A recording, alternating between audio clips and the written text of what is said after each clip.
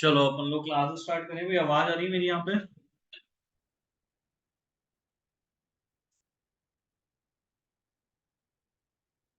सिमरन, वैदिक I am audible? Yes sir.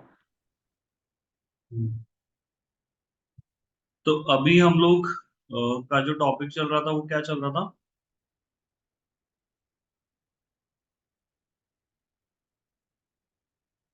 याद है क्या टॉपिक क्या चल रहा था अभी हम लोगों का?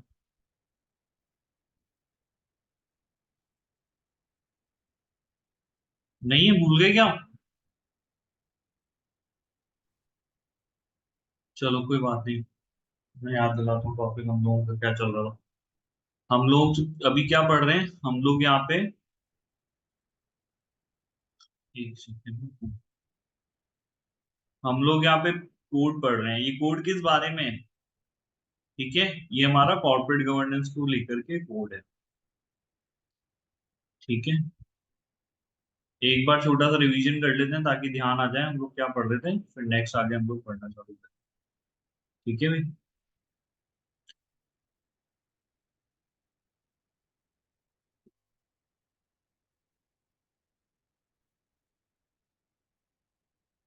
ठीक है, तो हम लोगों का कॉर्पोरेट गवर्नेंस कोड चल रहा है। It is basically a code developed in UK, applicable in UK. और क्यों बनाया गया ये हम लोग ऑलरेडी डिस्कशन कर चुके हैं कि भाई हम कॉर्पोरेट गवर्नेंस की प्रैक्टिसेस चाहते थे कि भाई अच्छी हो। कोई भी कंपनी अगर काम कर रही है तो वो अच्छी कॉर्पोरेट गवर्नेंस की प्रैक्टिसेस को फॉलो करे ताकि बिजनेस में फ्रॉड्स कम हो, स्कैम्स कम हो, पावर का मिसयूज ना हो। ठीक है, अब्यूज ऑफ पावर ना हो, वो सब चीजें। तो इसलिए हमने एक कोड बनाया। इस कोड में बेसिकली इस कोड को 5 अलग अलग पार्ट्स में डिवाइड किया गया है। एक पार्ट डील करता है बोर्ड की लीडरशिप के बारे में और कंपनी के पर्पसेस के बारे में। दूसरा पार्ट करता है डिवीजन ऑफ रिस्पॉन्सिबिलिटीज, कैसे बोर्ड के बीच में रिस्पॉन्सिबिलिटी जिम्मेदारियों को बांटा जाएगा। तीसरा पार्ट डील करता है composition, succession and evaluation, board का क्या कंपोजिशन रहेगा। बोर्ड में जब कोई सदस्य चला जाएगा तो नेक्स्ट उसके सक्सीड कैसे होंगे, अपॉइंटमेंट्स कैसे होंगे नए लोगों के, इवेल्युएशन कैसे होगा, बोर्ड ने काम क्या किया, उस काम को हम लोग इवेल्युएट कैसे करेंगे। ठीक है, फोर्थ पार्ट जो है वो audit risk and internal control के बारे में। फिफ्थ पार्ट हमारा remuneration of audit board members के बारे में। ठीक है, इनमें से 3 पार्ट हम लोग ऑलरेडी डिस्कस कर चुके हैं। बोर्ड लीडरशिप के बारे में हम लोग पढ़ चुके हैं, डिवीजन ऑफ रिस्पॉन्सिबिलिटीज के बारे में पढ़ चुके हैं, और थर्ड कंपोजिशन, सक्सेशन, इवेल्युएशन हम पढ़ चुके हैं। 2 पार्ट हमारे पढ़ने बाकी हैं, तो आज हम audit risk and internal control complete कर लेते हैं। ठीक है भाई, याद आ गया हम लोग क्या पढ़ रहे थे? जल्दी बताओ भाई सिमरन, वैसे याद आ गया क्या पढ़ रहे थे हम लोग? Yes sir. ठीक है, तो अभी हम लोग नेक्स्ट आ जाते हैं हमारे ऑडिट और रिस्क और internal control including audit committee. तो अब यहाँ पे जो आपके प्रोविजन बने हुए हैं कॉर्पोरेट गवर्नेंस कोड को लेकर के, है ना, लेट्स सी। ये जो प्रोविजंस बने हुए हैं, ये प्रोविजंस क्या हैं, ये प्रिंसिपल्स क्या हैं? तो ये कह रहे हैं कि भाई पहला जो 3 ही प्रिंसिपल्स अपने को दिए हैं, रिस्क इंटरनल कंट्रोल के बारे में, एक रिस्क के बारे में, एक ऑडिट के बारे में। ठीक है, तो दी प्रिंसिपल्स आर कि भाई बोर्ड को एक तो फॉर्मल एंड ट्रांसपेरेंट प्रोसीजर बनाने हैं। ठीक है, for the purposes of formal procedures बनाने हैं, पॉलिसीज बनानी है, ट्रांसपेरेंट प्रोसीजर्स बनाने हैं, transparent to ensure the independence and effectiveness of internal and external audit function. तो सी यहाँ पे बोर्ड का एक बड़ा मेजर रोल है। यहाँ पे ऑडिट फंक्शन, है ना। अब वो ऑडिट फंक्शन देखो हमारा, 2 तरीके के ऑडिट फंक्शंस के बारे में इन लोगों ने डिस्कस किया है। एक आपके इंटरनल ऑडिट फंक्शन के बारे में डिस्कस किया है, एक आपके एक्सटर्नल ऑडिट, दोनों के बारे में किया है ना यहाँ पे, यस और नो? है ना भाई, दोनों के बारे में डिस्कशन किया है यहाँ पे। तो आपका यहाँ पे दोनों ऑडिट फंक्शंस के बारे में डिस्कस किया, इंटरनल ऑडिट फंक्शन के बारे में डिस्कस किया, एक्सटर्नल ऑडिट फंक्शन के बारे में डिस्कस किया। ठीक है, अब बोर्ड का क्या काम है? बोर्ड का एक मेजर काम है, बोर्ड का एक मेजर काम ये है कि उन्हें पॉलिसीज बनानी है, उन्हें प्रोसीजर्स बनाने हैं। ठीक है, किस चीज के लिए? इस ऑडिट फंक्शन को इंडिपेंडेंट रखने के लिए यहाँ पे आपको पॉलिसीज एंड प्रोसीजर बनाने, ठीक है। देखो हम बहुत ईगरली ये चाहते हैं कि हम जो ऑडिट हो रही है वो ऑडिट इंडिपेंडेंट रहे, ठीक है। क्योंकि देखो ऑडिट का पर्पस क्या होता है, ये हमने इन दी वेरी फर्स्ट चैप्टर हम लोगों ने डिस्कस किया, सेकंड चैप्टर में डिस्कस किया। थ्रू दी ऑडिट जितना भी हम लोग पढ़ेंगे बार बार हम लोग डिस्कस करेंगे। देखो ऑडिट करने के पीछे का पर्पस क्या होता है, क्या होता है भी ऑडिट करने के पीछे का पर्पस, स्पेशली हमारी फाइनेंशियल ऑडिट होती है, क्या पर्पस होता है?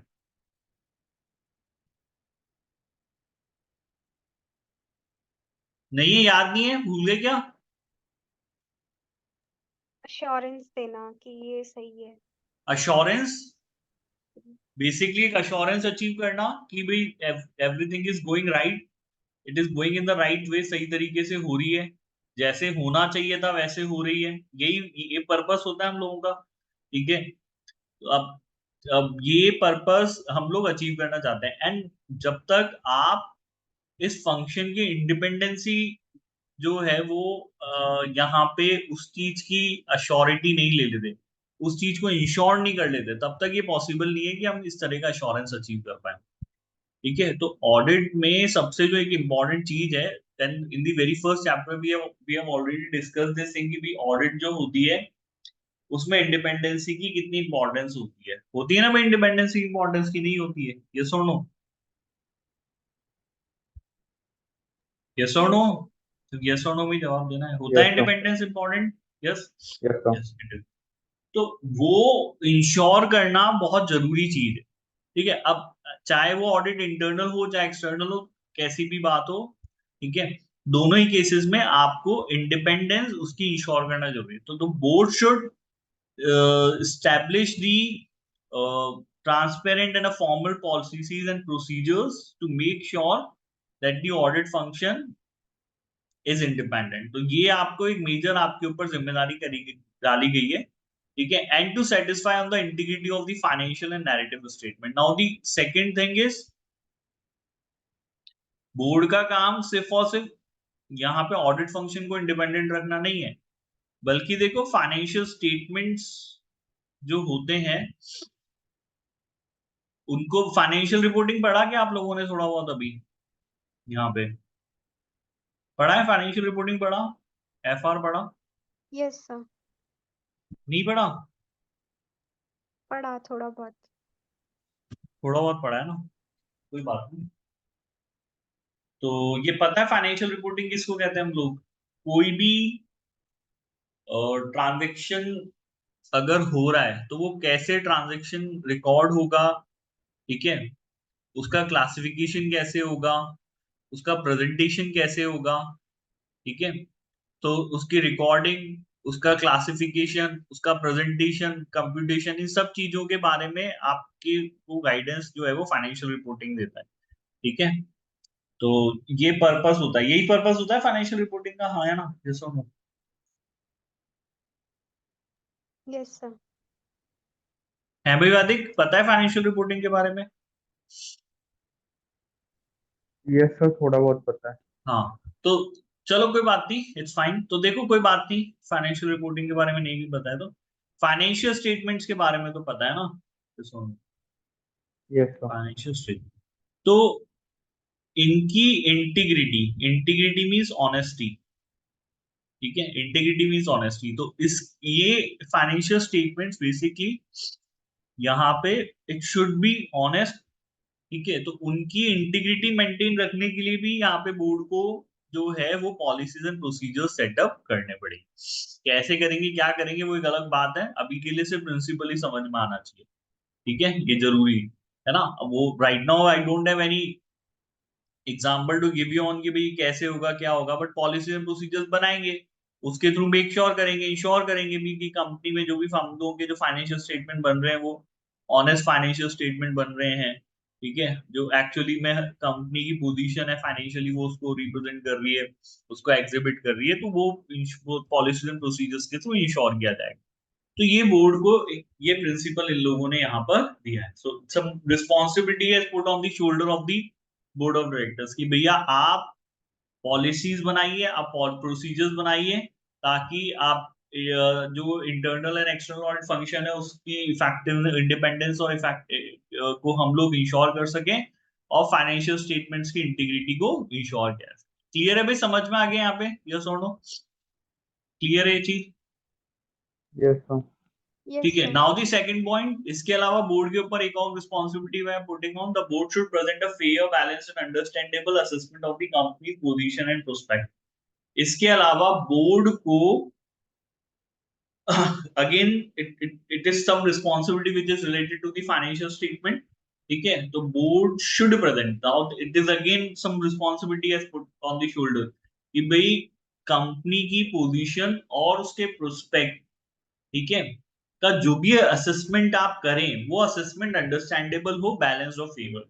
तो whatever the assessment has been made of the company position and prospect, it should be made in a fair manner, in a balanced manner, and an understandable manner। क्योंकि देखो कोई पढ़ेगा तो उसको समझ में आ जाना चाहिए कि भाई वाकई कंपनी की फाइनेंशियल पोजीशन है क्या आज की डेट में, ठीक है, कैसे हम कंपनी को देखते हैं फाइनेंशियली और क्या इनका फ्यूचर होने वाला है, वो चीज देख के आम आदमी को समझ में आना चाहिए। देखो मैं अगर अकाउंट्स नहीं जानता हूँ, मैं कभी कॉमर्स से मेरा कोई लेना देना नहीं रहा है, तो मेरे को जो चीज समझ में आएगी वो ज्यादा से ज्यादा फाइनेंशियल स्टेटमेंट समझ में आएंगे, वही समझ में आएंगे मेरे को ज्यादा से ज्यादा max. These are the Yes, statement sir. उनको देख के कोई बताएगा भाई कंपनी के प्रॉफिट्स कितने हैं, लॉसेस कितने हैं, अदर देन मेरे पास और कोई तरीका है भी नहीं। तो वो चीज देख करके समझ में आ जाए सामने वाले पर्सन को, ठीक है, अंडरस्टैंडेबल हो, बैलेंस्ड हो, फेयर हो, फेयर प्रेजेंटेशन हो उस चीज का, ये रिस्पॉन्सिबिलिटी हम लोग कंपनी के बोर्ड के ऊपर डाल रहे हैं, ठीक है। इसके अलावा यहाँ पे सेकंड पॉइंट क्लियर है भाई, दोनों प्रिंसिपल समझ में आ गए, यस और no? Yes, sir. So at one side you have to made the formal and transparent policies and procedure to ensure the independence and effectiveness of the internal and external audit functions, and to satisfy on the integrity of the financial narrative statements। तो ये बनाना है। उसके अलावा आपको company की position and prospect का एक fair, balance, understandable assessment prepare करना है, ठीक है। These are the responsibilities. Now the next thing, the board should establish a procedure to manage risk, oversee the internal control framework, determine the nature and extent of the principal risk the company is willing to take in order to achieve its long-term strategic objectives। Now देखो अब एक बात करी गई है risk को लेकर के। So whenever there is business, there is also certain risk which affect the business। ऐसा होगा भाई, अगर आप कोई व्यापार करोगे तो उससे संबंधित कुछ रिस्क भी होंगे, ठीक है, जो आपको पता होने चाहिए। In future might be they may arise, might be they not arise, they may not arise। होगा भी, ये कोई बिजनेस करोगे तो उससे रिलेटेड रिस्क भी होंगे, हाँ या ना, यस और नो? Yes, sir. ठीक है। तो अब इन रिस्क का आइडेंटिफिकेशन कौन करेगा, ठीक है, इनको मैनेज कैसे आप करोगे, ठीक है। तो बोर्ड को ये प्रोसीजर सेटअप करने हैं, ठीक है, टू मैनेज द रिस्क, ठीक है। सबसे पहली बात तो टू मैनेज द रिस्क, जो भी रिस्क आपके बिजनेस में आपके लिए आने वाले हैं, ठीक है। Oversee the internal control framework, determine the nature and extent of the principal risk the company is willing to. दो बातें हो गई, एक तो रिस्क मैनेज करने के लिए, और दूसरा आप यहाँ पे जो principal risk company is willing to take, company is willing to take, तो दो चीजें तो हो गई भाई। यहाँ पे again there is a certain responsibility which is put on the shoulders of the board, कि भाई बोर्ड को यहाँ पे प्रोसीजर्स बनाने हैं। किस चीज के प्रोसीजर्स बनाने हैं बोर्ड को? रिस्क मैनेज करने के लिए प्रोसीजर्स बनाने, और जो principal risk company willing to take है, जो रिस्क वो ले सकती है यहाँ पे, उसके लिए आपको यहाँ पे प्रोसीजर्स सेटअप करने हैं, ठीक है भाई, समझ में आ गया यहाँ पे, यस और नो? Yes, sir. ठीक है, एक सेकंड रुकना।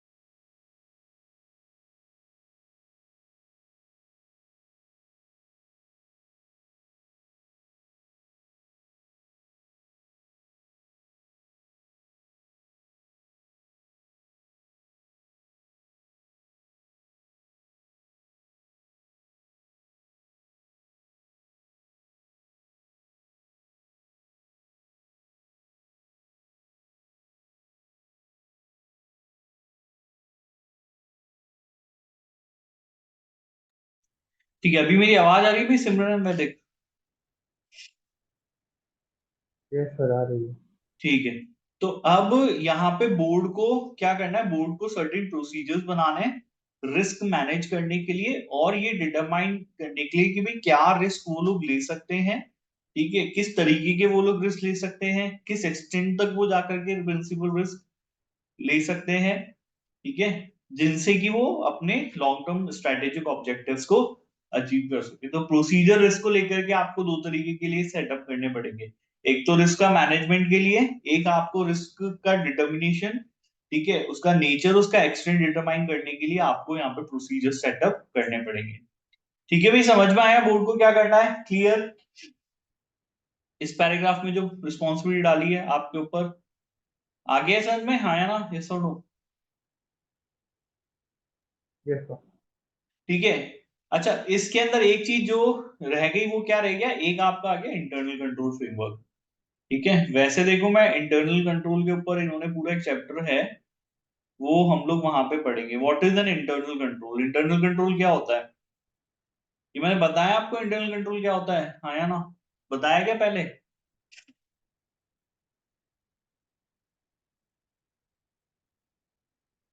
नहीं बताया इंटरनल कंट्रोल क्या होता है?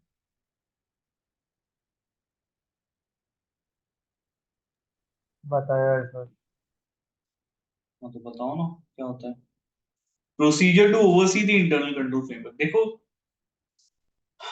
आप नहीं चाहते कि आपके बिजनेस में, ठीक है, ड्यूरिंग कोई भी प्रोसेस आप फॉलो करते हो, है ना, चाहे वो सेल्स की प्रोसेस हो, चाहे वो परचेज की प्रोसेस हो, चाहे वो अकाउंटिंग की प्रोसेस हो, ठीक है, चाहे वो पेरोल से रिलेटेड कोई प्रोसेस है, कोई भी प्रोसेस है, उसमें एरर्स हो, ठीक है, जो error further ultimately will reflect in the financial state, ठीक है।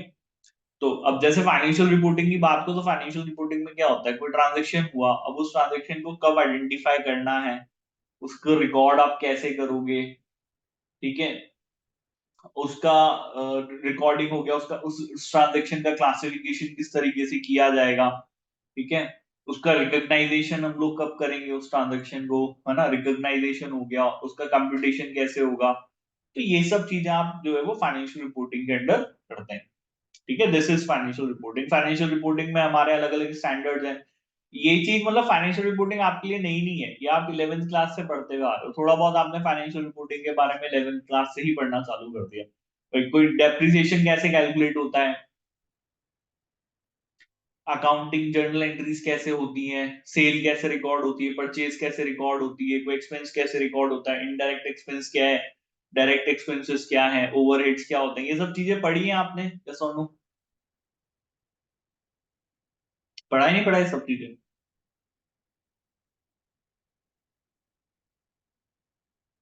नहीं यस पढ़ी सर, ये सब पढ़ा चीजें? पढ़ा है ना? बढ़िया सर। हाँ, this is all about financial reporting में यही सब चीजें आती हैं, ठीक है। तो ये कोई भी प्रोसेस आपकी अगर है, तो उस प्रोसेस में एरर्स होने की चांसेस होते हैं, ठीक है, ठीक है। अब वो एरर्स इंटेंशनल हो सकती है, अनइंटेंशनल हो सकती है। Intentional error is a fraud, ठीक है, तो अब वो चाहे कोई जानबूझ के करे या अनइंटेंशनल गलती से हो जाए, गलती गलती से हुई, so you don't want that to be happen.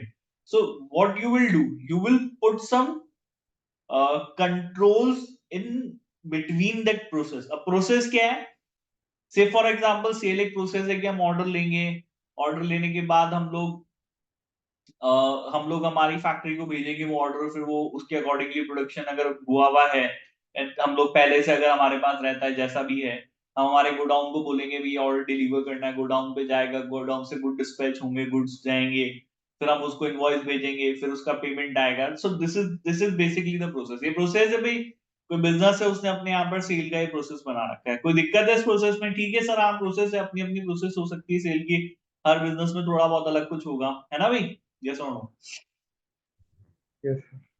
Now what may happen, हो सकता है कि भी आपने एक ऑर्डर लिया, और ऑर्डर में मैंने गोडाउन को भेजा कि भी ऑर्डर है ये वहां से चला जाए, तो गोडाउन वालों से गलती हो गई, उन्होंने गुड्स कम भेज दिए, ज्यादा भेज दिए, चलो वहां कुछ गलती नहीं हुई, as per order goods dispatch हो गए, लेकिन यहाँ पे जब इनवॉइसिंग हुई तो इनवॉइसिंग गलत हो गई, वो एज पर ऑर्डर नहीं हुई है, वो कम की हुई है, वो ज्यादा की हुई है, वो गलत पीरियड की हो गई है, वो गलत गुड्स की हो गई है, कुछ भी हो सकता है, ये सब चीजें। अच्छा ऐसा नहीं हुआ एट लास्ट जब पेमेंट लेना तो पेमेंट लेने में गलती हो गई, ठीक है, तो आप नहीं चाहते कि भाई ये एरर्स हो, ये गलतियां हो, तो आप क्या करोगे, इस पूरी प्रोसेस में बीच बीच में छोटे छोटे कंट्रोल सेटअप कर दो, ठीक है।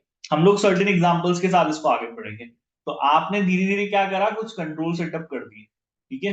जैसे से फॉर एग्जांपल आपने कंट्रोल बना दिया कि भाई गुड्स आएगा तो गुड्स की गुड्स का सॉरी, जब हमारे पास कोई भी सेल परचेज के लिए ऑर्डर आएगा, परचेज के लिए मेरे से कोई खरीदने के लिए, अगर मतलब मुझे सेल करनी है तो सेल करने से पहले जो परचेज ऑर्डर आता है, तो उस परचेज ऑर्डर की 3 कॉपीज होंगी, एक हम हमारे गोडाउन वालों को भेजेंगे, एक हम हमारे अकाउंट्स वालों को भेजेंगे, ताकि गलती नहीं हो, ताकि गोडाउन वाले जितना परचेज ऑर्डर आया उतना ही माल भेजें, अकाउंट्स वालों को भी पता हो कि भाई परचेज ऑर्डर कितने का आया था, तो इससे गलती होने की संभावना, चांसेस कम हो जाएंगी, होगा नहीं होगा, यस और नो, हो गए चांसेस कम हो गए। आपने अगर परचेज ऑर्डर के टाइम पे ही, जब आपको आपके पास एक ऑर्डर आया कि भाई हम इतना परचेज करना चाहते हैं, तो उसी टाइम पे कंट्रोल सेटअप कर दिया कि भाई इसकी 3 कॉपी बनाओ, और गोडाउन पे भी भेजो एक कॉपी, और अकाउंट्स वालों को भी एक कॉपी भेजो, ताकि गलती नहीं हो, सबको पता हो, सबके पास इंफॉर्मेशन हो परचेज ऑर्डर आया कितने का है ना, yes or no, so it is a small control which is basically helping you to stop the errors, yes or no, हाँ है ना।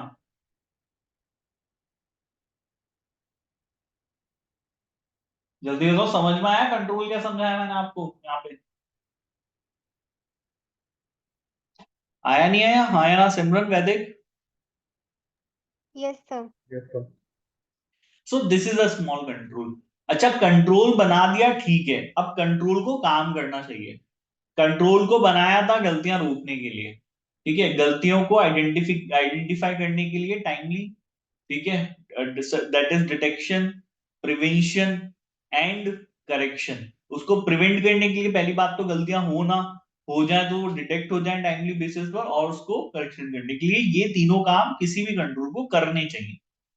अब अगर कंट्रोल बनाना भी बोर्ड की जिम्मेदारी है, बोर्ड अगर कंपनी बड़ी है तो बोर्ड अगर का लेवल अगर बहुत ज्यादा है तो management will make the controls, और ये कंट्रोल का फ्रेमवर्क, ठीक है, यहाँ पे जो भी पूरा कंट्रोल होगा, जैसे भी वो लोग कंट्रोल सेटअप करते होंगे, इस पूरे कंट्रोल के फ्रेमवर्क को देखना, सुपरवाइज करना, ये जिम्मेदारी बोर्ड ऑफ डायरेक्टर्स की होगी। मतलब ऐसे बहुत सारे छोटे छोटे कंट्रोल्स आपने अपने बिजनेस में अलग अलग प्रोसेसेस में सेटअप किए गए होंगे, ठीक है, तो इन कंट्रोल्स का पूरा जो फ्रेमवर्क है, वो फ्रेमवर्क पूरा डिजाइन आप करोगे, और उसको ओवरसी करोगे कि भी इस पूरे फ्रेमवर्क में हर भी कंट्रोल सब तरीके से अच्छे से काम कर रहे नहीं कर से, इस चीज के लिए प्रोसीजर किसको सेटअप करने हैं, मैनेजमेंट को सेटअप करने हैं, ठीक है भाई, समझ में आ गया क्लियरली यहाँ पर, यस और नो। Yes, sir. तो इंटरनल कंट्रोल फ्रेमवर्क को ही पूरा आपको देखना है, ये बेसिकली यहाँ पे, so these are the general principles, अब कैसे करना है वो सब चीजें यहाँ पे बताई नहीं है, ठीक है, वो हम आपके ऊपर छोड़ते हैं, ठीक है। Now there are certain main provisions. अच्छा इस ये वाला पार्ट हमारा फोर्थ पार्ट है, ये एक तो ऑडिट के बारे में बात कर रहा है, ठीक है, एक ये किसके बारे में बात कर रहा है, 3 चीजों के बारे में बात कर रहा है, एक ये ऑडिट के बारे में बात कर रहा है, एक ये रिस्क के बारे में बात कर रहा है, एक ये कंट्रोल के बारे में बात कर रहा है, ठीक है, तो पहले इसमें ऑडिट के बारे में पढ़ा हुआ है, ठीक है। अब ऑडिट आपकी होती है 2 तरह की, एक आपकी एक्सटर्नल ऑडिट होती है, एक आपकी इंटरनल ऑडिट होती है। आई थिंक यहाँ पे एक्सटर्नल ऑडिट सबको पता है, अभी यहाँ पे भी हम already discuss about external audit क्या है, क्लियर है वो चीज, हाँ या ना, Yes, sir. क्लियर है वैदिक, Yes, sir. हाँ। एक होती है इंटरनल ऑडिट। अब देखो ऑडिट, जब आप इन कैपेसिटी ऑफ, अगर when you are ACA certified, और आप उस कंपनी के एम्प्लॉय नहीं हो, ठीक है, और आपको बोला गया है external audit, what is external audit, external audit is statutory audit which is required by the law. अब कंपनी एक कर रहा है कि भाई आपको ऑडिट करानी है बाय एन इंडिपेंडेंट पर्सन, ठीक है, a person who is independent with a member of the ACCA, उससे अगर ऑडिट करानी है, it is to be considered as external audit. उसको हम स्टैट्यूटरी ऑडिट भी कहते हैं, because it is required by the statute. Statute मतलब क्या होता है? द लॉ, जो हमारे देश का कानून है वो कह रहा है कि ऑडिट आपको करवानी पड़ेगी। ठीक है, तो उस कैपेसिटी में जब आप ऑडिट कराते हो तो आपको एक्सटर्नल ऑडिटर कहते हैं। तब आप उस घर के व्यक्ति नहीं हो, आप बाहर के व्यक्ति हो, आप सिर्फ देखने के लिए आए हो, आप देखोगे, अपना ओपिनियन दोगे कि हाँ भाई ठीक है कैसा है सब कुछ, और आप रिपोर्ट बना के चले जाओगे। This will be your only work. Now what is internal audit? Internal audit का कंसेप्ट बहुत अलग है। आप कंपैरेटिवली उतने इंडिपेंडेंट नहीं होंगे, by law it is required नहीं है ना। जनरल कानून में ये नहीं लिखा हुआ है कि आप इंटरनल ऑडिट कराओ। और इंटरनल ऑडिट हो गया कि जब आप अपने घर के किसी व्यक्ति से ऑडिट करा रहे हो, है ना, आप ही की कंपनी का एम्प्लॉय और वो ऑडिट कर रहा है। ठीक है, अब उसको एक्सटर्नल ऑडिट जितना इंडिपेंडेंट तो हम कंसीडर नहीं कर सकते, बट वो एक ऑडिट होती है। It is again, it is, ये भी अपने आप में एक तरीके का इंटरनल कंट्रोल है, वो हम आगे डिस्कस करेंगे। ठीक है, तो इसको हम लोग इंटरनल ऑडिट कहते हैं। ठीक है, तो जब आप ऑडिट करवाएं अपने ही किसी पर्सन से जो कि बाय लॉ रिक्वायर्ड नहीं है, जो माइट भी आपका एम्प्लॉय है, जो उतना इंडिपेंडेंट नहीं है, जो रिक्वायर्ड बाय लॉ नहीं है, तो ऐसी ऑडिट को हम लोग यहाँ पे क्या कहते हैं? इंटरनल ऑडिट कहते हैं। अच्छा, ऐसा क्यों करते हैं? क्योंकि हम चाहते हैं कि भाई कोई बाहर का जब पर्सन आए तो वो हमारे घर में कमियां नहीं निकाले। हम अगर कोई कोई डेफिशिएंसी किसी चीज में रह गई है, अगर हमसे इस पूरी फाइनेंशियल रिपोर्टिंग में गलतियां हुई हैं, तो उन गलतियों को हम सुधार लें। हमारे इंटरनल कंट्रोल मैकेनिज्म जो है वो सही से काम कर रहे नहीं कर रहे, वो हम खुद चेक कर लें, ताकि जब बाहर का एक्सटर्नल ऑडिटर आए तो वो इन चीजों में कमियां, गलतियां जो है वो कम निकाले, है ना। इसलिए आप चाहते हो कि भाई मैं मेरे घर को खुद से ही पहले अच्छा करके रख लूं ना। जैसे मेहमान आते हैं तो फटाफट सारी साफ सफाई नहीं कर देते, करते हो नहीं करते हो? हाँ, है ना। वैसे घर गंदा पड़ा रहेगा, लेकिन जैसे ही मम्मी ने बोला कि भैया मेहमान आने वाले हैं, तो आपको पता है मेहमान आते ही देखेंगे भी साफ सफाई है या नहीं, पता होता है ना, होता है नहीं होता? यस और नो? आया ना? ये चीज होता है, पता नहीं होता? करते हो फिर, हेल्प करते हो तुम लोग? यस सर, करते हैं। करते हो? सिमरन नहीं करती? करते हैं। करते हो ना? तो क्या यस। करते हो फिर? फटाफट से सफाई कर देते हैं सर हम लोग, ताकि जब मेहमान आए तो वो तारीफ करें, वाह क्या घर है, कितनी साफ सफाई रखी हुई है ना। हाँ, है ना? यस और नो? खाने पीने की भी बहुत सारी चीजें लाके रखते हैं हम लोग। तो ये जो आपने किया मेहमान के आने से पहले, ठीक है, कि भाई वो कमियां नहीं निकाले, इसको इंटरनल ऑडिट ही कहते हैं। इंटरनल ऑडिट का कंसेप्ट बस इतना सही है। आया समझ में? क्लियर है यहाँ पे? यस और नो? आया ना? यस सर, क्लियर है। ठीक है ना। तो अब ऑडिट आपकी दो तरीके की हो सकती है, एक इंटरनल हो सकती है, एक एक्सटर्नल हो सकती है। ठीक है, एक्सटर्नल कंपलसरी ऑडिट होती है, वो रिक्वायर्ड बाय लॉ। ये इंटरनल ऑडिट कराना जरूरी नहीं है, जस्ट बिकॉज कि आप नहीं चाहते कि बाहर के लोग आके कमियां ज्यादा निकालें, इसलिए वो हम लोग पहले से इंटरनल ऑडिट करा देते हैं अपनी। चलिए, ये एक अलग बात हो गई, इसके बारे में भी डिटेल प्रोविजन हमारी ऑडिट के अंदर गिवन है, वो हम पढ़ेंगे। Now let's talk about the main provisions. The board should establish an audit committee of independent non executive director with a minimum members of 3, और in the case of smaller company. अब यहाँ पे इन्होंने क्या बोला है? Now there are specific provisions. हमारे board of directors को एक कमिटी फॉर्म करनी है, to be called as audit committee, to be called as audit committee. ठीक है ना? ये कमिटी फॉर्म करी जाएगी।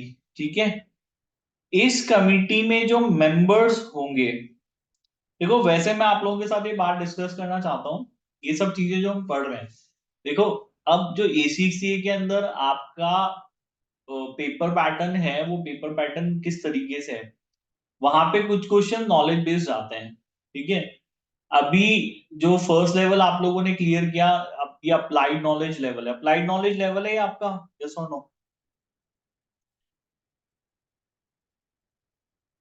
है ना? हाँ या ना? यस और नो? गलत तो नहीं बोल रहा मैं? Yes sir. ठीक है, तो अब क्या है कि देखो, एक होता है हमारा नॉलेज लेवल। तो अभी मैंने आपको ये बात बताई कि भाई ऑडिट कमिटी में जो मेंबर्स हैं वो मिनिमम कितने होने चाहिए? मिनिमम 3 मेंबर्स होने चाहिए। ठीक है, The board should establish an audit committee of independent non-executive committee with a minimum membership of 3 or in the case of smaller companies 2. तो छोटी कंपनीज के केस में 2, बड़ी कंपनीज के केस में 3, और इसमें कमिटी में should establish independent non executive directors होंगे। तो इसका मतलब तीनों मेंबर्स यहाँ पे नॉन एग्जीक्यूटिव डायरेक्टर ही होंगे, है ना? Yes sir. ठीक है, सो दिस इज द नॉलेज। अगर आपसे क्वेश्चन ये पूछा गया कि भाई ऑडिट कमिटी में कितने मेंबर्स होने चाहिए, तो आपका जवाब क्या होगा? कितने मेंबर्स होने चाहिए? कितने होने चाहिए मेंबर?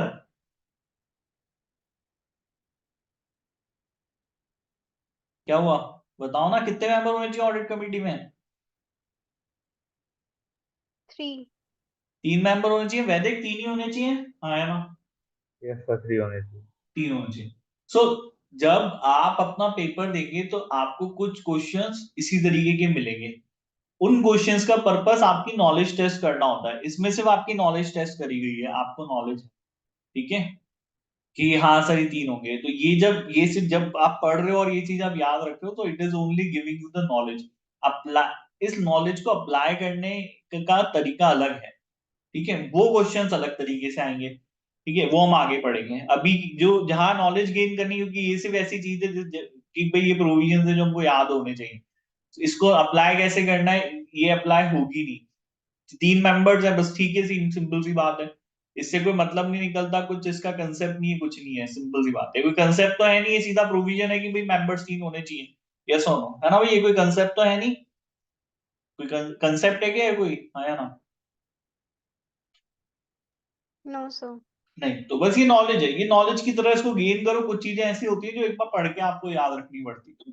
चलिए, ठीक है, chairman of the board should not be a member of the audit committee. अब बोर्ड का जो चेयरमैन है वो इस ऑडिट कमिटी का मेंबर नहीं होगा। At least one member have recent and relevant financial experience. कम से कम एक सदस्य के पास रीसेंट और रिलेवेंट फाइनेंशियल एक्सपीरियंस होना चाहिए। कमिटी को अगर एज अ होल दिया जाए तो कंपिटेंट रिलेवेंट सेक्टर की नॉलेज उसके पास होनी चाहिए, जिस सेक्टर में कंपनी ऑपरेट करती है। सेक्टर मींस, अब मान लीजिए कोई कंपनी टेलीकॉम सेक्टर की है, अब उसकी ऑडिट कमिटी के जो भी मेंबर्स हैं उनको टेलीकॉम से रिलेटेड बिजनेस के बारे में अगर कुछ भी नहीं पता, तो क्या वो अपना काम अच्छे से कर पाएंगे? ये बताओ, कर पाएंगे वो अपना अच्छे से काम, हाँ या ना? No sir. ठीक है, अब नॉलेज लेवल, अगर आपसे सिर्फ नॉलेज लेवल का क्वेश्चन पूछा जाए तो सिर्फ इसमें से इतना पूछा जाता है कि भाई कमिटी के पास किस चीज का एक्सपीरियंस होना चाहिए। अगर मैंने आपसे ये क्वेश्चन पूछा कि भाई जो ऑडिट कमिटी है उसके पास क्या एक्सपीरियंस होना चाहिए, तो आपका जवाब क्या होगा? क्या एक्सपीरियंस होना चाहिए? जल्दी बताओ, क्या होना चाहिए कमिटी के पास एक्सपीरियंस? रिलेवेंट सेक्टर का एक्सपीरियंस होना चाहिए, हाँ या ना? Yes sir. हाँ, so this is the knowledge level question. अब अगर मैं ये बात आपसे पूछूं इसको घुमा करके कि भाई ऐसा क्यों है कि भाई कंपनी को रिलेवेंट एक्सपीरियंस सेक्टर का होना चाहिए, यहां आपकी नॉलेज का लेवल जो आ गया वो अब अप्लाइड नॉलेज लेवल आ गया। अब आपको अपनी नॉलेज को अप्लाई करना है, रीजनिंग, यहां आप थोड़ा सा आगे बढ़ जाओगे। अब ऐसा क्यों होना चाहिए ये बात आपको पता होना चाहिए, ऐसा क्यों बोला गया है कि भाई आपके पास रिलेवेंट होना चाहिए, क्योंकि ऑफकोर्स की बात है कि सर जिस कंपनी की ऑडिट करी जा रही है वो कंपनी टेलीकॉम सेक्टर में ऑपरेट करती है। If the audit committee, members of the audit committee does not have any hint about the telecom sector, तो उन्हें क्या नहीं पता होगा किस तरीके से उनकी फाइनेंशियल रिपोर्टिंग होती है, कैसे वो सेक्टर में काम किया जाता है, ये सारी नहीं होगी, तो क्या वो अच्छे से एड असिस्ट कर पाएंगे ऑडिटर को? क्या वो मदद कर पाएंगे ऑडिटर को यहाँ पे काम करने में? कर पाएंगे नहीं कर पाएंगे, ये सोच लो। कर पाएंगे? अगर उनके पास कंपिटेंसी नहीं है, रिलेवेंट एक्सपीरियंस नहीं है सेक्टर का, नो सर। नहीं कर। तो यहां आपको आपकी नॉलेज अप्लाई करनी आनी चाहिए। क्वेश्चन इस तरीके से ही पूछा जाता है, ये क्वेश्चन को घुमाने का तरीका हो। जब उन्हें आपकी सिर्फ नॉलेज टेस्ट नहीं करनी है, जब उनको ये टेस्ट करना है कि कैसे आप अपनी नॉलेज को अप्लाई करेंगे, तो आपसे इस तरीके से क्वेश्चन पूछे जाएंगे। ठीक है, क्वेश्चन अपन सॉल्व करेंगे वैसे इसमें आगे, तब आपको और अच्छे से समझ में आएगा। इसके अलावा main roles and responsibilities audit committee के क्या होंगे? फाइनेंशियल स्टेटमेंट्स की इंटीग्रिटी को मॉनिटर करना, ठीक है, एनुअल रिपोर्ट्स एंड अकाउंट्स के ऊपर अपनी एडवाइस लिखना कि वो फेयर, बैलेंस्ड एंड अंडरस्टैंडेबल हैं या नहीं है, कंपनी के इंटरनल फाइनेंशियल कंट्रोल्स और रिस्क मैनेजमेंट सिस्टम्स को रिव्यू करना, ठीक है। इसके अलावा इंटरनल ऑडिट फंक्शन की इफेक्टिवनेस को मॉनिटर करना, रिव्यू करना। अगर इंटरनल ऑडिट फंक्शन नहीं है तो ऑडिट कमेटी को ये एनुअली रिव्यू करना होता है कि भाई क्या यहाँ पर हमें इंटरनल ऑडिट कराने की आवश्यकता है या नहीं है। मतलब ये बोर्ड को रिकमेंडेशन ऑडिट कमेटी देती है। हो सकता है किसी कंपनी में पहले से इंटरनल ऑडिट फंक्शन हो सकता है कि नहीं है। नहीं है तो बोर्ड जो ये ऑडिट कमेटी होगी ये इस बात को रिव्यू करेगी, इस बात को देखेगी, सोचेगी, समझेगी कि भी क्या उनको इंटरनल ऑडिट कराने की रिक्वायर्ड है या नहीं। अगर है तो वो बोर्ड को रिकमेंड करेगी, ठीक है। इसके अलावा यहाँ पे एक्सटर्नल ऑडिटर का appointment, now this is important, ठीक है, ये बात आप समझना। जो भी एक्सटर्नल ऑडिटर अपॉइंट होता है, ठीक है, उसको रिकमेंड और उसके रिमूवल में मेजर रोल हमारी ऑडिट कमेटी का होता है, ए, बी एंड सी। अगर मिस्टर से फॉर एग्जांपल सिमरन वैदिक में से किस में से कोई दो में से कोई एक अपॉइंट होगा, ठीक है, अपॉइंटमेंट आपका बोर्ड करेगा, लेकिन आपका नाम रिकमेंड कौन करेगा? वो ऑडिट कमेटी रिकमेंड करेगी, ठीक है भाई। समझ में आई बात यहाँ पे? यस और नो? Yes sir. समझ Yes, में sir. आया वैदिक? क्लियर है यहाँ तक? है ना? यस सर, क्लियर है। तो अपॉइंट एक्सटर्नल ऑडिटर का अपॉइंटमेंट, उसका रिमूवल और इवन उसका रिम्यूनरेशन, ये सब चीजें रिकमेंड हमारा जो होता है वो कौन करती है? ऑडिट कमेटी करती है, ठीक है। इसके अलावा एक्सटर्नल ऑडिटर की इंडिपेंडेंस, ऑब्जेक्टिवनेस और उसकी इफेक्टिवनेस, तीनों चीजों का रिव्यूइंग और मॉनिटरिंग भी हमारा कौन करता है? Audit committee. मतलब ऑडिट कमेटी का काम ये है कि भाई वो देखे कि हमारी जो ऑडिटर काम कर रहा है वो इंडिपेंडेंट है, वो ऑब्जेक्टिव है, और जो भी ऑडिट प्रोसेस फॉलो करी जा रही है ऑडिट प्रोसेस इफेक्टिव है, ठीक है, उसके रिजल्ट अच्छे रहेंगे। इसमें इनका भी एक मेजर रोल है ऑडिट करने के अंदर, ठीक है। ये ऑडिट करेंगे तो नहीं, करेगा तो एक्सटर्नल ऑडिटर ही ऑडिट, लेकिन उसको असिस्ट करना, उसको इंडिपेंडेंट रहने में मदद करना, उसको ऑब्जेक्टिव रहने में मदद करना, ये सारे ऑडिट कमेटी के भी काम होंगे। ऑडिट कमेटी का भी इसमें एक एक्टिव रोल रहेगा, ठीक है। इसके अलावा यहाँ पे यहाँ policy on the engagement of the auditor to supply and audit services. कई बार आप अपने ऑडिटर से नॉन ऑडिट सर्विसेज भी लेते हो, है ना। मतलब वो ऑडिट के अलावा भी अगर आपको कोई सेवाएं दे रहे हैं, कोई सर्विसेज दे रहे हैं, तो उसकी पॉलिसी डेवलप और इंप्लीमेंट करना ये हमारी ऑडिट कमेटी का काम होगा, ठीक है भाई। समझ में आ गया? हाँ या ना? यस और नो? Yes, sir. ठीक है। अब जो भी रिस्पॉन्सिबिलिटीज हमने ऊपर बताई हैं वो सारी रिस्पॉन्सिबिलिटीज आपके ऑडिट रिपोर्ट में आ जाएंगी, ठीक है। सॉरी, ऑडिट रिपोर्ट गलत लिख दिया, एनुअल रिपोर्ट में आ जाएगी। किस में आ जाएंगी वो सारी बातें? एनुअल रिपोर्ट में, ठीक है। क्योंकि ये बात मैंने आपको बताया है कि एम्प्लॉय के ऊपर उसका सुपरवाइजर बैठा है, बोर्ड बैठा है देखने के लिए, काम कर रहा है नहीं। बोर्ड के ऊपर कौन है? कमेटी के ऊपर कौन है? तो कमेटी अपना काम कर रही है नहीं कर रही, वो शेयर होल्डर्स देखेंगे। और उनको ये बात कैसे पता चलेगी? वो एनुअल रिपोर्ट से पता चलेगी, ठीक है। एनुअल रिपोर्ट ऑडिट कमेटी के काम को डिस्क्राइब करेगी, ठीक है। क्या काम किया, सिग्निफिकेंट इश्यूज कंसीडर्ड, कोई भी सिग्निफिकेंट इशू उन्होंने यहाँ पर देखा हो फाइनेंशियल स्टेटमेंट से, तो वो आपके ऑडिट कमेटी एनुअल रिपोर्ट में आएगा। कैसे उन लोगों ने एक्सटर्नल ऑडिट प्रोसेस की इंडिपेंडेंसी एंड इफेक्टिवनेस का असेसमेंट किया। अगर इंटरनल ऑडिट फंक्शन नहीं था तो क्या उन्होंने ये देखा कि इंटरनल ऑडिट फंक्शन की जरूरत है या नहीं है, ठीक है, और बिना उसके कैसे इंटरनल अश्योरेंस अचीव करी जाती है, ठीक है। An explanation of how auditor independency objective are safeguarded the external audit provide। और इसके अलावा अगर external audit non audit services provide करता है तो कैसे ऑडिटर की इंडिपेंडेंसी और ऑब्जेक्टिविटीज को सेफगार्ड किया गया है, ये सब बातें आपकी एनुअल रिपोर्ट में आ जाएगी। तो ऑडिट कमेटी को जो जो काम हमने ऊपर दिए उन सारे कामों के बारे में हमने एनुअल रिपोर्ट में डिस्क्रिप्शन दिया है ना भाई। तो जब शेयर होल्डर्स पढ़ेंगे तो उनको समझ में आ जाएगा भैया ये आपकी रिस्पॉन्सिबिलिटी थी, आपने इस रिस्पॉन्सिबिलिटी को कितना अच्छे से पूरा किया है नहीं किया, ये आपके एनुअल रिपोर्ट में आ जाएगा। क्लियर है? समझ में आ गया यहाँ पे? यस और नो? Yes, sir. ठीक है, ये हमारा ऑडिट कमेटी के बारे में हो गया। नेक्स्ट इन्होंने क्या बोला है कि भाई डायरेक्टर्स यहाँ पे एनुअल रिपोर्ट में ये एक्सप्लेन करेंगे कि उनकी जिम्मेदारी है एनुअल रिपोर्ट प्रिपेयर करने की, अकाउंट्स प्रिपेयर करने की। ठीक है, अपनी जिम्मेदारी को बताएंगे, खुद से बताएंगे एनुअल रिपोर्ट के अंदर कि भैया हमारी रिस्पॉन्सिबिलिटी है इस एनुअल रिपोर्ट को प्रिपेयर करने की, अकाउंट्स प्रिपेयर करने की।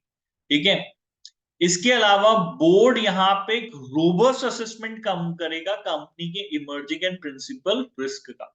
ठीक है, यहां आ जाओ रिस्क के बारे में। ठीक है, अभी ऊपर तक ऑडिट के बारे में चल रहा था फर्स्ट पार्ट, अब आ गया रिस्क के बारे में। ठीक है, तो यहाँ पे ये काम हमने ऑडिट कमेटी को दे दिया था, मेजर काम ऑडिट को लेकर के ऑडिट कमेटी को डेलीगेट कर दिया, बोर्ड ने अपना सारा काम ऑडिट कमेटी देख लिया। आया ना? Yes, sir. कमिटी बनाने के पीछे एक पर्पस होता है, बोर्ड सारा काम खुद से नहीं कर सकता है। ठीक है, बोर्ड के पास इतना टाइम नहीं है, तो बोर्ड उस काम के लिए स्पेसिफिकली कमिटी बनाता है और अपना सारा काम उस कमिटी को डेलीगेट कर देता है। ठीक है, कि भैया अब आप ये काम करो, स्पेसिफिकली यही काम करो। ठीक है, इसी तरीके से रिस्क, तो ये बोर्ड की जिम्मेदारी है भाई कंपनी में जो भी इमर्जिंग और प्रिंसिपल रिस्क है उसका एक असेसमेंट आप करो। ठीक है, और ये रिस्क को लेकर के रिस्पॉन्सिबिलिटी हमने यहां पर दे दी। अब ये रिस्क को लेकर के आपने अपनी रिस्पॉन्सिबिलिटी को पूरा कहा कि कैसे किया है, ये चीज अगेन हमारी एनुअल रिपोर्ट में आ जाएगी। The board should confirm in the annual report that it has completed this assessment, including a description of principal risk, what procedures are in place to identify emerging risk, and an explanation of how these are being managed or mitigated. देखो ये बहुत important है, किसी भी business को अगर आपको लंबे समय तक चलाना है, स्ट्रैटेजिकली आप उसमें लॉन्ग टर्म अगर आप उसको चलाना चाहते हो, तो आपको अपने बिजनेस में आने वाले रिस्क को मॉनिटर करना पड़ेगा कि भाई क्या रिस्क अराइज हो रहे हैं, कल को अगर ये चीज हो गई तो हम करेंगे क्या। इसीलिए इस चीज को इतनी इंपॉर्टेंस दी गई है, बोर्ड को ये ड्यूटी गई है कि आप रोबस्ट असेसमेंट करेंगे और बोर्ड को ये काम करना है, और इस काम का पूरा एक्सप्लेनेशन आपका एनुअल रिपोर्ट में आएगा। कैसे आपने असेसमेंट किया, कि कौन से रिस्क आपने आइडेंटिफाई किए, क्या प्रोसीजर्स आपने सेटअप कर रखे हैं रिस्क को आइडेंटिफिकेशन करने के लिए, और अगर ये रिस्क आपने आइडेंटिफाई कर लिए थे तो इनको मैनेज कैसे किया, इनको मिटिगेट किया, इनसे होने वाले नुकसान को कम से कम करने के लिए आपने क्या किया। ये सब चीजें आपको अपनी एनुअल रिपोर्ट में बतानी पड़ेगी। ठीक है भाई, समझ में आ गया? क्लियर है सिमरन एंड वैदिक? Yes, sir. Clear यहाँ है. तक ठीक है, आज इसको यहीं पे खत्म कर रहे हैं, कल इसको फिर आगे कंटिन्यू करेंगे। अगर कोई डाउट हो यहाँ तक तो वो मुझे बता दीजिए। क्लियर है भाई, समझ में आया यहाँ तक? आया ना? Yes, sir. आ ठीक गया. है, देखो ये चैप्टर आप लोग घर पे भी पढ़ना, क्योंकि इस चैप्टर के बाद इसके पीछे के जो क्वेश्चंस हैं, और इसके अदरवाइज मैं कुछ क्वेश्चंस आपको दूंगा जो आपको as a practice sheet solve करने पड़ेंगे। ठीक है, वो प्रैक्टिस शीट आप सॉल्व करेंगे। ठीक है, आप लोगों को आपका एक्सेस मिला हुआ है उसका, आपके पास पोर्टल का एक्सेस होगा ना? हाँ, है ना? हाँ सर है. उस पोर्टल पे प्रैक्टिस शीट्स रहती हैं कुछ, है ना? मैं आपको बताऊंगा कैसे दिखेंगी, वो प्रैक्टिस शीट्स आपको सॉल्व करनी है। ठीक है, हर चैप्टर के एंड में। ठीक है सर. चलो, तो इसलिए चैप्टर आप घर पे भी बहुत अच्छे से पढ़ेंगे टाइम निकाल के, ताकि हम चैप्टर रिवाइज रहे at any point of time. तो आज के लिए क्लास बेटा मैं यही खत्म कर रहा हूँ, कोई डाउट हो तो बता दो। है क्या कोई डाउट यहाँ पे अभी के लिए? No sir, no doubt. चलिए ठीक है, आज की क्लास को फिर मैं ही खत्म करते हैं। Bye, good night. Thank you sir. Thank you, sir. Bye. Bye.